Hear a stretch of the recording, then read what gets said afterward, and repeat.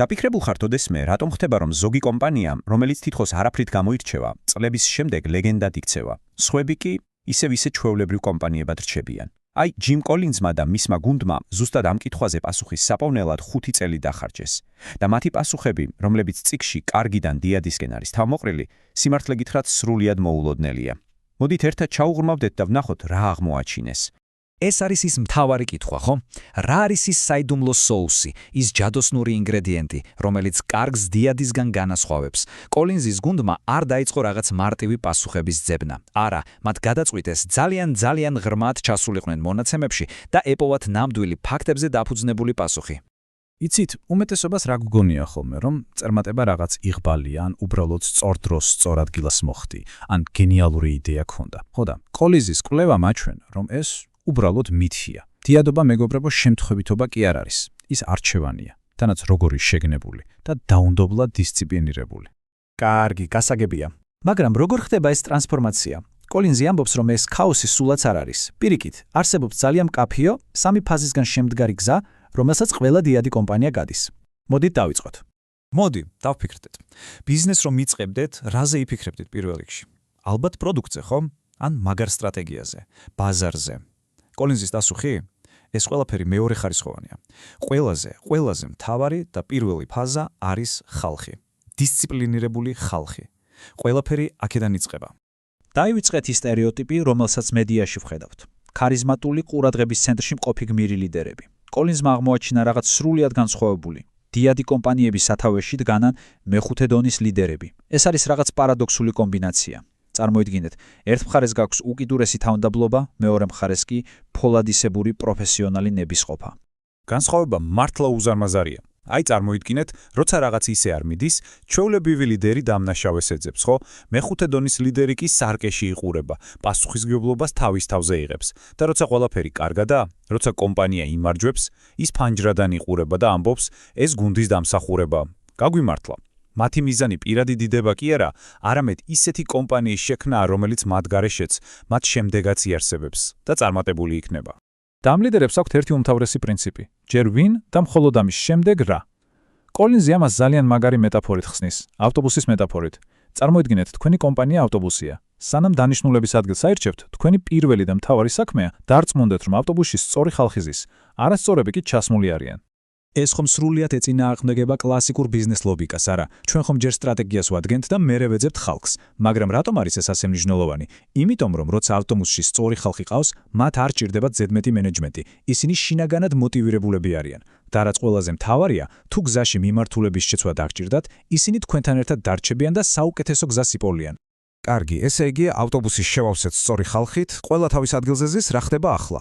ახლა დროა ამ ხალხმა დაიწყოს დისციპლინირებული აზროვნება. ანუ, უნდა შევქმნათ ისეთი კულტურა, სადაც სიმართლეს თვალს უსწორებენ, როგორი უსიამოვნოც არ უნდა იყოს ის. ამას კოლინზი სტოკდეილის პარადოქსს უწოდებს. ეს კაცი, ადმირალი სტოკდეილი, 8 წელი იყო ვიეტნამის ტყვე. მან შეამჩნია საინტერესო რამ. ტყვეობიდან ცოცხალბი ოპტიმისტები კი არ გამოდიოდნენ, არამედ რეალისტები. დიადი კომპანიები ზუსტად ამას აკეთებენ. მათ ერთი მხრივ აქვთ აბსოლუტურად ურყევი რწმენა, რომ ბოლოს აუცილებლად გაიმარჯვებენ, მაგრამ მეორე მხრივ არასდროს ხუჭავენ თვალს სასტიკ უსიამოვნო რეალობაზე.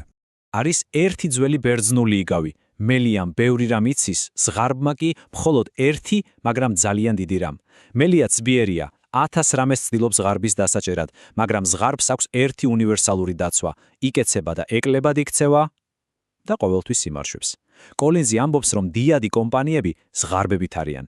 ისინი რთულ სამყაროს ამარტივებენ და პოულობენ იმ ერთ უმთავრეს იდეას, რომელზეც მერე მთელ თავის ენერგიას მიმართავენ. კარგი, მაგრამ როგორ პოულობ ამ ზღარბის კონცეფციას? პასუხი 3 წრის გადაკვეთაზეა. 3 ერთი შეხედვით მარტივი კითხვის. პირველი: რაში შეიძლებათ იყოთ მსოფლიოში საუკეთესო? დააკვირდით, არა უბრალოდ კარგი, არამედ საუკეთესო. მეორე: რა არის თქვენი ეკონომიკური ძრავა? ანუ, რომელი ერთი მეტრიკაა, რომელიც თქვენს წარმატებას ყველაზე მეტად განსაზღვრავს? და მესამე: რა გიყვართ? რისი კეთება გაძლევთ უდიდეს ვნებას? აი ზუსტად ამ 3 წრის გადაკვეთაშია მთელი მაგია. ეს არის თქვენი ზღარბი, თქვენი სუპერძალა. ყველაფერი, რაც ამ გადაკვეთის გარეთ რჩება, რაც არ უნდა მაცდური იყოს, უბრალოდ ხმაურია. და დიეტ კომპანიებს სწორედ ეს დისციპლინა აქვთ, ისინი უარს ამბობენ კარგ შესაძლებლობებზეც კი, რათა მთელი ფოკუსი მხოლოდ იდეალურ შესაძლებლობაზე გადაიტანონ. ოკეი, მოდი შევაჯამოთ. გვაქვს დისციპლინირებული ხალხი.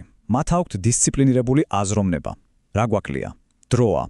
ეს ყველაფერი საქმედ ვაქციოთ და ეს არის მესამე, ბოლო ფაზა, დისციპლინირებული მოქმედება. იცით, სიტყვა დისციპლინაზე ბევრს ეგრევე ბიუროკრატია, მკაცრი წესები და კონტროლი ახსენდება. სინამდვილეში, კოლინსთან ყველაფერი პირიქითაა. როცა შენ ყავს დისციპლინირებული ადამიანები, რომლებსაც ესმით ზღარბის კონცეფცია, შენ არ გჭირდება მათი მიკრომენეჯმენტი. შენ მათ აძლევ თავისუფლებას და სანაცვლოდ იღებ პასუხისგებლობას. აი ეს არის დისციპლინის კულტურა. და ტექნოლოგია, ამაზე ხომ ყველა ლაპარაკობს, ახალი ტრენდები, ხელოვნური ინტელექტი. დიადი კომპანიები აქაც განსხვავებულად იქცევიან. ისინი არასდროს მისდევენ ტექნოლოგიურ მოდას. ისინი ტექნოლოგიას არ იყენებენ იმისთვის, რომ გზა იპოვონ. პირიქით, ჯერ პოულობენ გზას, თავიანთ ზღარბს და მერე იყენებენ ტექნოლოგიას, როგორც ამაჩქარებელს, რომ ამ გზაზე ბევრად სწრაფად იარონ. და აი მივადექით ყველაზე მთავარ იდეას. როგორ ერთიანდება ეს ყველაფერი, ხალხი, აზროვნება, მოქმედება ერთ დიდ შეუჩერებელ ძალად. კონის სამისთვის საოცარი მეტაფორა აქვს, წარმატების ბორბალი, ანუ the flywheel. აი წარმოიდგინეთ უზარმაზარი მძიმე ლითონის ბორბალი. თქვენ მთელი თქვენი ძალით აწვევით და ის ძლივს იძვრის ადგილიდან.